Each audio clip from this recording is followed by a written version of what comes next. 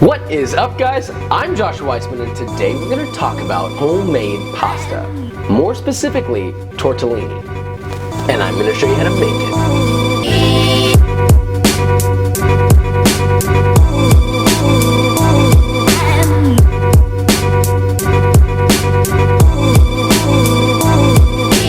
If you don't know what tortellini is, it's basically like ravioli, but it's way easier to shape, and in my opinion, it looks cooler. So, I mean, sure, you could make fettuccine and like roll out sheets of pasta and then cut it into fettuccine, but you could also just go to the store and get it, and like it's gonna be like very similar. Not exactly the same, of course, fresh pasta is gonna be a little better. With stuffed pastas like tortellini, you can make any filling you want, so you have unlimited possibilities, and it's really only a little extra time than making something like that. Just a little extra time, because it's very easy to make. Everybody's gonna think you're a pasta god.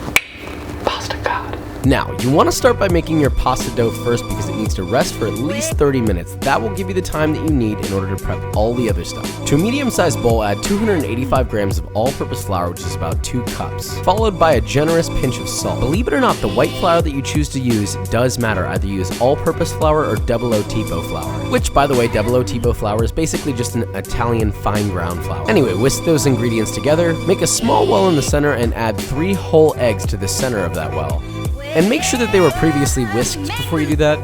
Now, while whisking the egg with a fork, slowly begin incorporating the flour on the sides. Repeat that process, whisking wider and wider until all of the flour incorporates into a shaggy dough.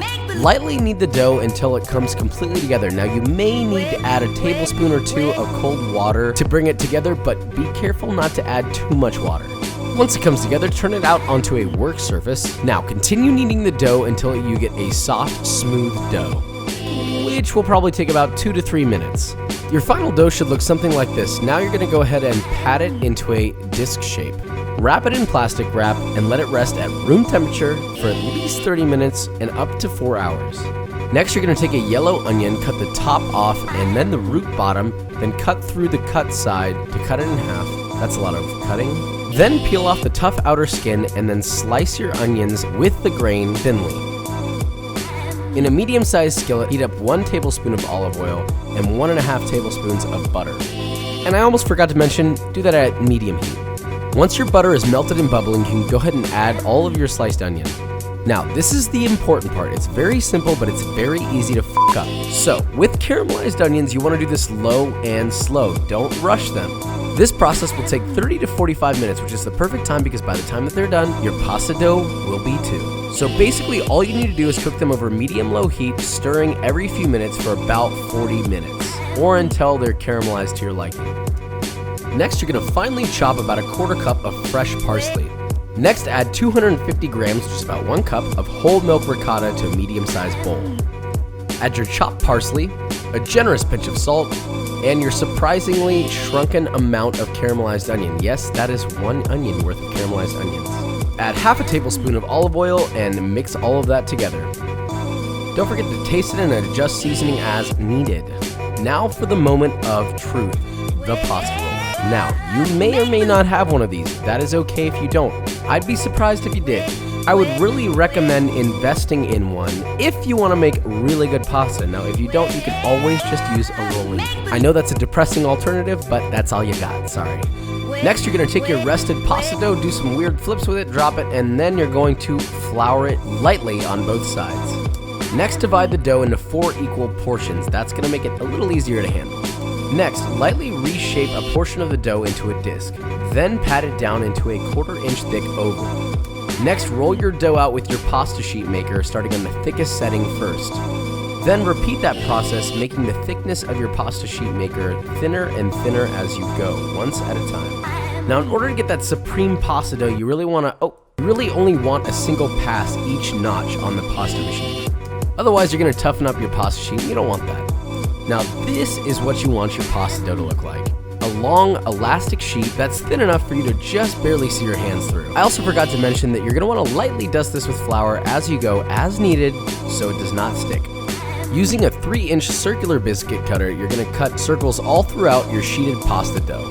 Then you're just going to separate out your circles. Next, you're going to place a very small amount of the filling in the center of each circle, only about a half teaspoon to a teaspoon, depending on their size. If you overfill these and the filling squirts out of the sides, then these will fall apart when they go into the boiling water. Once that's done, you're gonna lightly brush water around the perimeter of each circle so that the dough sticks when you fold it. In order to shape it, you're gonna take each circle and fold them over just like a taco and stick the edges together. Once you've fully sealed the edges, you're going to take the ends of the taco and fold it in half once more just to bring those edges together, sealing those two together to form a full circle like this. And simply repeat that process with all of your tortellini. You'll get faster as you go. Next, heat a large pot of water over high heat and season heavily with salt.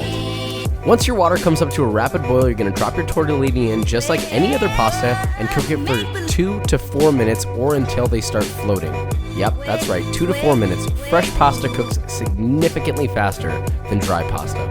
Next, heat 3 tablespoons of butter over medium heat. Once the butter begins to bubble, add a couple sprigs worth of sage leaves. Add another half tablespoon of butter and let that cook over medium-low heat for 2 to 3 minutes.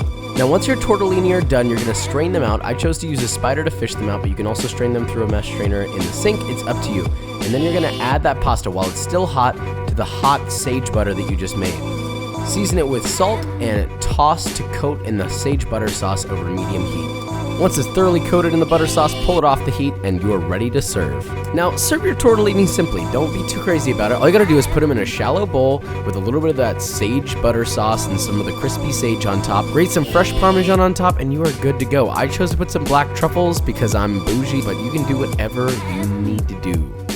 And now, a tantalizing tortellini.